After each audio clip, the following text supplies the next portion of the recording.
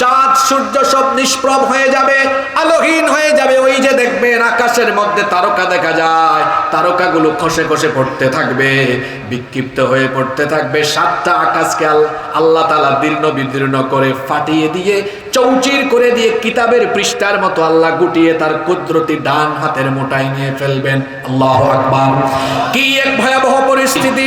এই পৃথিবী যেখানে আমরা বসবাস করছি, এই দুনিয়া একদিন থাকবে না, সব একদিন ধ্বংস হয়ে যাবে, কিয়ামত সংগঠিত হবে।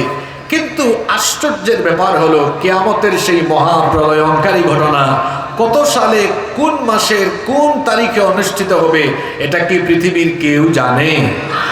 যিনি জানেন জুড়ে বলেন তো তিনি কে? কিয়ামতের ঘটনা কখন ঘটবে আল্লাহ ছাড়া কেউ জানে না। আল্লাহ নবী যখন মক্কায় কিয়ামতের কথা বলা আরম্ভ করলেন, কাফির বেঈমানরা আল্লাহ নবীকে নিয়ে ট্রল করা আরম্ভ করলো, ঠাট্টা উপহাস করা আরম্ভ করলো। তারা বলল, মুহাম্মদ, আমরা বলি সাল্লাল্লাহু আলাইহি ওয়াসাল্লাম, তুমি যে কিয়ামতের কথা বলো সেটা কখন সংগঠিত হবে? আল্লাহ সেই কাফিরদের কথা কোরআনে কারীমে এভাবে তুলে দিলেন। কোরআনে কারীমের 33 নম্বর সূরা, সূরাতুল আহজাবের 63 নম্বর আয়াতে আল্লাহ বলছেন, ইয়াসআলুকান নাসু আনিস সাআহ কুল ইন্নামা ইলমুহা ইনদাল্লাহ। আল্লাহ তাআলা বলছেন, ও নবী, ইয়াসআলুকান নাসু আনিস সাআহ, তারা আপনাকে জিজ্ঞেস করছে কোন সময় কিয়ামতের ঘটনা সংগঠিত হবে। আপনি তাদেরকে জবাব দিয়ে দেন, কুল ইন্নামা ইলমুহা ইনদাল্লাহ। আপনি তাদেরকে বলে দেন, কিয়ামতের সেই মহাপ্রলয়ঙ্কারী ঘটনা কখন ঘটবে একজন ছাড়া কেউ জানে না। যিনি জানেন, গলার আওয়াজ বড় করে বলেন তিনি কে? কিয়ামতের সেই ঘটনা উদ্বোধন করার জন্য রব্বুল আলামিন একজন বিশেষ ফেরেশতা বানিয়েছেন, যেই ফেরেশতার নাম হলো ইসরাফিল। সেই ফেরেশতা আল্লাহর হুকুম পাওয়ার পরে কিয়ামতের দিন সিংহা বাজাবেন 2 বার। কথা বুঝে থাকলে বলেন, কিয়ামতের দিন সিংহায় ফুৎকার হবে মোট কয়বার? প্রথমবার যখন সিংহায় ফুৎকার দেওয়া হবে, প্রথম সিংহার ফুৎকারের পরে সব কিছুর অবস্থা কেমন হবে? রব্বুল আলামিন কোরআনে কারীমের 39 নম্বর সূরা, সূরাতুজ জুমারের 68 নম্বর আয়াতে বললেন, ওয়া নুফিখা ফিস সূরি ফাসাইকা মান ফিস সামাওয়াতি ওয়া মান ফিল আরদি ইল্লা মান শাআল্লাহ। আল্লাহ তাআলা বলছেন, প্রথমবার যখন সিংহায় ফুৎকার দেওয়া হবে, আসমান সমূহ আর জমিন সব কিছু ভয়ঙ্কর ভাবে কেঁপে উঠে, সব লন্ডভন্ড চূর্ণ বিচূর্ণ হয়ে যাবে। প্রথমবার সিংহার ফুৎকার দেওয়ার পরে সারা দুনিয়া একসাথে কেঁপে উঠবে। কি আশ্চর্য! এখন তো মাঝে মাঝে ভূমিকম্প হয়, দেখবেন বাংলাদেশে হলে অন্য দেশে হয় না, এক এরিয়ায় হলে, এক মহাদেশে হলে আর এক মহাদেশে হয় না। কিন্তু ইসরাফিল আলাইহিস সালামের প্রথম সিংহার ফুৎকারের পরে সারা সৃষ্টি জগৎ কেঁপে উঠবে যার হুকুমে। জোরে বলেন তিনি কে? এমন একটা ভূকম্পন হবে, সারা পৃথিবী একসাথে কেঁপে উঠবে। এজন্য ভূমিকম্পের নামে আল্লাহ একটা সূরা দিয়েছেন, আর সেই সূরার প্রথম আয়াতে আল্লাহ বলেছেন, ইযা যুলজিলাতিল আরদু জিলজালাহা। যখন সারা পৃথিবী একসাথে প্রকম্পিত হবে, একসাথে যখন কেঁপে উঠবে, সেই প্রথম ফুৎকারের পরে অবস্থাটা কেমন হবে শুনেন। যে মাটির উপরে, জমিনের উপরে বসে আছেন, এই জমিনটা উলট পালট হয়ে যাবে। আসমান জমিন উলট পালট হয়ে লন্ড ভন্ড চূর্ণ বিচূর্ণ মেসাকার হয়ে যাবে।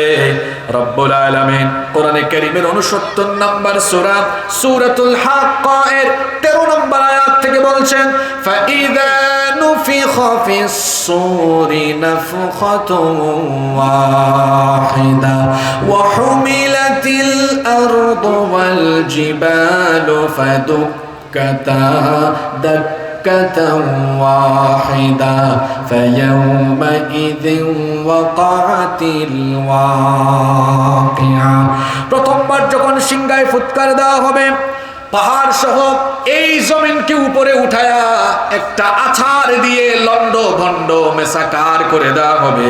আহারে অবস্থাটা কেমন হবে! প্রথম সিংহার ফুৎকারের পরে আসমান দীর্ণ বিদীর্ণ হয়ে যাবে, ফেটে যাবে, চৌচির হয়ে যাবে। এজন্য আল্লাহ সূরা ইনফিতারে বলেছেন ইদাস সামাউন ফাতারাত ওয়া ইদাল কাওয়াকিবু ইনতাতারাত ওয়া ইদাল বিহারু ফুজ্জিরাত। যখন প্রথম সিংহায় ফুৎকার হবে আসমান দীর্ণ বিদীর্ণ হয়ে যাবে, ফেটে যাবে, চৌচির হয়ে যাবে। সূর্য আর চাঁদের অবস্থা কেমন হবে আল্লাহ বলছেন ফাইদা বারিকাল বাসার ওয়া খাসাফাল কমারু ওয়া জুমিআশ শামসু ওয়াল কমার।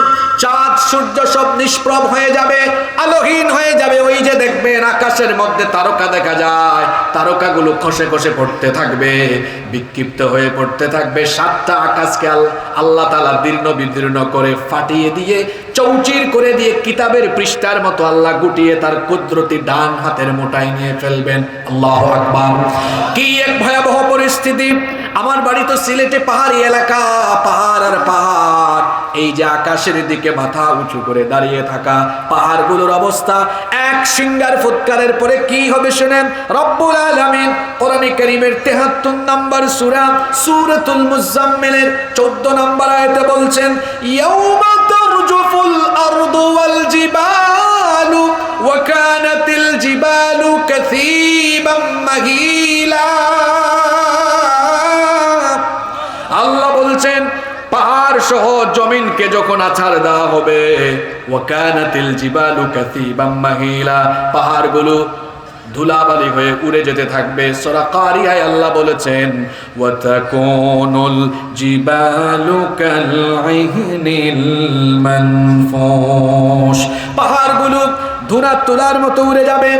প্রথমবার সিংহার ফুৎকার দেওয়ার পরে আসমান জমিন গোটা সৃষ্টি জগৎ লন্ড ভন্ড চূর্ণ বিচূর্ণ মেসাকার হয়ে যাবে, কিচ্ছু থাকবে না, সবকিছু থাকবে না, কিন্তু যিনি থাকবেন তিনি কে? এজন্য রব্বুল আলামিন বলছেন কুল্লু মান আলাইহা ফানি ওয়া ইয়াবকা ওয়াজহু রাব্বিকা যুল জালালি ওয়াল ইকরাম। সবকিছু ফান হয়ে যাবে, ক্ষয় হয়ে যাবে, লয় হয়ে যাবে, ধ্বংস হয়ে যাবে। কেবলমাত্র একজন মহামহিয়ান সত্তা অবশিষ্ট থাকবেন, আর যিনি অবশিষ্ট থাকবেন তিনি কে? সব যখন ধ্বংস হয়ে যাবে আল্লাহ তাআলা ইসরাফিল আলাইহিস সালামকে বলবেন ইসরাফিল তুমি তোমার সিংহায় ফুৎকার দ্বিতীয়বার দাও। ইসরাফিল আলাইহিস সালাম এবার দ্বিতীয়বার সিংহায় ফুৎকার মারবেন। দ্বিতীয়বার সিংহায় ফুৎকার দেওয়ার পরে পরিস্থিতি কি হবে শুনেন। আল্লাহ বলছেন সুম্মা নুফিখা ফীহি উখরা ফাইযা হুম কিয়ামুন ইয়ানযুরুন। অতঃপর দ্বিতীয়বার যখন সিংহায় ফুৎকার দেওয়া হবে তখন মানুষকে কবর থেকে উঠিয়ে হাসরের ময়দানে নিয়ে যিনি জড়ো করবেন, একত্রিত করবেন, সকলে বলেন তিনি কে?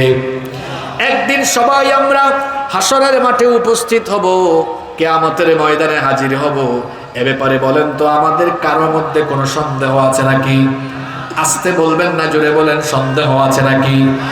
এখন আপনারা কত দল করেন, কেউ আওয়ামী লীগ করেন, কেউ বিএনপি করেন, কেউ জামাত করেন, কেউ এনসিপি করেন, কেউ চরমুনাই করেন, কেউ খেলাফত করেন, কেউ বামপন্থী দল করেন, কিন্তু কিয়ামতের ময়দানে হাজির হওয়ার পরে আপনাদের মধ্যে এত দলাদলি থাকবে না। কিয়ামতের ময়দানে দল হবে দুইটা।